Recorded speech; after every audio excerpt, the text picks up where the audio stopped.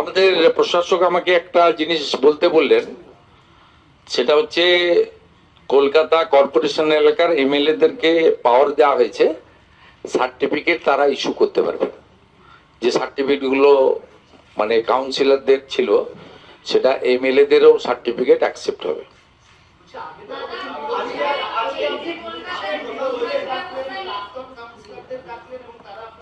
না, আমি ডাকিনি, প্রশাসক ডেকেছেন।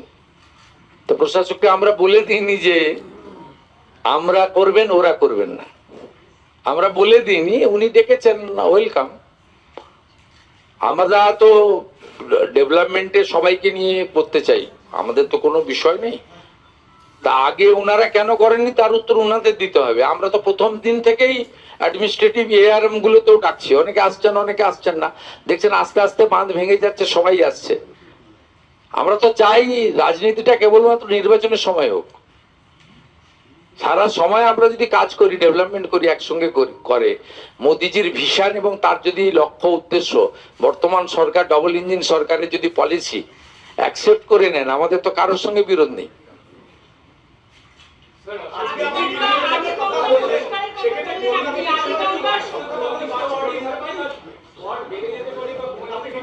আমি দেখুন, এটা তো স্টেট ইলেকশন কমিশন করবে, রাজ্য সরকার সুপারিশ করে। আমি মাননীয় মন্ত্রী এবং মাননীয় কমিশনার বলছি, আমাদের প্রিন্সিপাল সেক্রেটারিকে রেখেই আমার মনে হয়েছে, যেহেতু আমি ভবানীপুরে লড়েছি, জিতেছি, আমি সেখানে দেখেছি যে এক একটা ওয়ার্ডে এক এক রকম ভোটার্স রয়েছে। আমি দেখেছি যে ৭৭ নম্বর ওয়ার্ডে, ৮২ নম্বর ওয়ার্ডে কত বিরাট, আপনার ৭৭-এ ৪৯টা বুথ। আবার বহু ওয়ার্ডে আমি দেখেছি যেখানে ২০টার নিচে বুথ, ১৫-১৬টা বুথ। আমি ৮২ নম্বরে দেখেছি বিরাট আপনার ওয়ার্ড। এইরকম সব এরা যারা কলকাতাতে তাপস দ্বারা দীর্ঘদিন পলিটিক্স করেন জানেন। অগ্নিমিত্রা পালও কলকাতার সঙ্গে যুক্ত, তিনি অরিজিনাল আসানসোল হলেও তার কলকাতাতেই মেন কর্মভূমি বা বাসিন্দা। ন্যাচারালি আমরা সবাই জানি স্বপনদা তো এখানে মানে তার বয়হুড থেকে শুরু করে ভাস্ট এক্সপিরিয়েন্স তার এখানে আছে। তা ন্যাচারালি আমরা সবাই একমত যে ডিলিমিটেশন হওয়া উচিত, ডিলিমিটেশন হওয়া উচিত, এবং এটা স্টেট গভর্নমেন্ট রেকমেন্ডেশন দেয় আর স্টেট ইলেকশন কমিশন করে, যাদের কাজ তারা করবেন।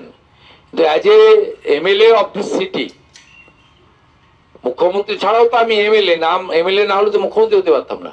তা আমি সিটির এমএলএ, তো ভবানীপুরের, আমি তো রিপ্রেজেন্ট করছি কলকাতাকে। এখন ন্যাচারালি আমার মনে হয়েছে যে ডিলিমিটেশন হওয়া উচিত।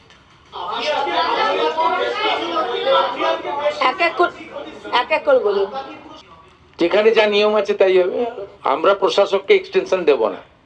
হাওড়া কর্পোরেশনে 12 বছর ভোট হয়নি, কখনো আগের মুখ্যমন্ত্রীকে পৌরমন্ত্রীকে জিজ্ঞেস করেছিলেন? আগের পৌরমন্ত্রী প্রাক্তন মেয়র তো আজকে অনুষ্ঠানে ছিলেন, আপনি কখনো জিজ্ঞেস করেছিলেন যে কেন 12 বছর হাওড়ার মতো জায়গায়? হাওড়া তো সবচেয়ে ওল্ডেস্ট সিটি, 500 বছরের পুরনো, কলকাতা তো তারপরে 300-350 বছর। তা হাওড়াতে কি নরক যন্ত্রণার মধ্যে ওখানে মানুষ কাটালেন 12 বছর, কোনোদিন তো প্রশ্ন করেননি। আমাদের নীতি খুব পরিষ্কার, খুব ব্যতিক্রমী জায়গা ছাড়া আমরা যেখানে যেখানে প্রশাসক আছে সেখানে আমরা দ্রুত নির্বাচন করার পক্ষে। তার সঙ্গে আমাদের মাথায় রাখতে হবে বর্ষা, প্রাকৃতিক বিপর্যয়, ছোট ছোট ছেলে মেয়েদের পরীক্ষার সূচি এবং দুর্গাপূজা, কালী পুজো সহ আমাদের বড় বড় উৎসবের সূচি। এই কয়েকটা জিনিসকে মাথায় রেখে আমাদের নির্বাচন দ্রুত হওয়া উচিত, এটা এই সরকারের নীতি। এইটুকু আমি কিন্তু মুখ্যমন্ত্রী হিসেবে আমার ক্যাবিনেট কলিগদের নিয়ে এইটুকু আমি বলতে পারি। ভারতবর্ষের কোনো রাজ্যেই হয় না, গুজরাট, মহারাষ্ট্রে, উত্তরপ্রদেশে কোথাও হয় না। কারণ councillor means councillor, MLA means MLA, MP means. তারা কি করতেন তার উত্তর আমি কি দেবো? মালের দায়িত্ব আরোহীর, আমি তার উত্তর দিতে পারবো না। অন্যভাবে দেখছি না, এটা স্বাভাবিক। ভারতবর্ষের এতগুলো রাজ্যে যা হয় আমরা এখানে তাই করছি। একটা এমএলএ যদি মুখ্যমন্ত্রীর সঙ্গে দেখা করতে চায়, আমি তার সঙ্গে দেখা করব না, তার দল দেখব? আমাদের কমিশনার প্রশাসক গ্রুপে দিয়ে দিয়েছেন। গ্রুপে তো এখনো এক্স কাউন্সিলর, সবে তো 8 তারিখ হয়েছে, কটা দিন গ্রুপে আছে প্রাক্তন কাউন্সিলররা, সেখানে জেনেছেন, এসেছেন, নিচে এসে বসেছেন। এমএলএরা 14 জনের মধ্যে আমি বেলেঘাটাকে দেখতে পাইনি, বাকি সবাইকে দেখতে পেলাম। তা আমি কমিশনারকে বললাম সবাইকে তুলে নেন, বাছাবাছি করবেন কেন? তাতে প্রাক্তন মেয়রকেও যেমন সম্মান দিয়েছি, আমাদের দলের লোক মীনা দেবী পুরোহিতকেও সম্মান দিয়েছি আমরা। এটাই সরকারের হওয়া উচিত। তারা করেননি, তার উত্তর তো আমি দেব না। আমি 21টা বিজেপি এনডিএ রুল স্টেটে যে নীতি ফলো হয়, মাননীয় প্রধানমন্ত্রী যে নীতি ফলো করেন, আমাদের সরকার সেই নীতি ফলো করার চেষ্টা করছে। এতে যারা আসবেন মূল স্রোতে থাকবেন, যারা আসবেন না তারা বিচ্ছিন্ন হয়ে যাবেন। তার জন্য আমাদের কোনো ক্ষতি হবে না, আপনারাই নিজেরাই ডিরেল হয়ে যাবেন। কলকাতা পুরসভার জন্য অর্থ বরাদ্দ বেশি আপনি বললেন কিছুক্ষণ আগে, আর অধিক পরিমাণ সুযোগ আছে বলেছি। এর অধিকাংশই সেন্ট্রাল গভর্নমেন্টের স্কিম। নমামি গঙ্গার এত টাকা এসটিপি স্টেশনগুলো জমি দিতে পারেননি কেন? আনলিমিটেড টাকা এইরকম নোংরা করে রেখেছেন মা গঙ্গাকে। কোন রাজ্যে আছে? এত জল তো কোনো রাজ্যে নেই। গঙ্গোত্রী থেকে গঙ্গাসাগর, আপনি এই পোর্শনে এইরকম শুকনোর সময়, এখন তো সামার, এই এত জল তো কোনো গঙ্গায় পাবেন না। ইউপি বিহারে এই সময় এত জল থাকে না। আপনি চলুন, এটা তো প্রকৃতি আপনাকে দিয়েছে, এত আপনার ফ্লো, এত নাব্যতা। তো আপনি তাকে কিভাবে নোংরা করে রেখেছেন? গঙ্গার জল ছাড়া আপনার বাড়ির পুজো হয়? সেই গঙ্গাকে পরিষ্কার করার সুযোগ আপনি নিতে পারলেন না, আমরা নেব। এবং আমি বুধবার দিন সকালবেলা গঙ্গার পাহাড় পরিষ্কার করব। আর আপনি শুনলে অবাক হয়ে যাবেন, মাননীয় আরবান সেক্রেটারি রয়েছেন, তখন অগ্নিমিত্রা পাল মন্ত্রী হননি, আমিও মুখ্যমন্ত্রী হইনি।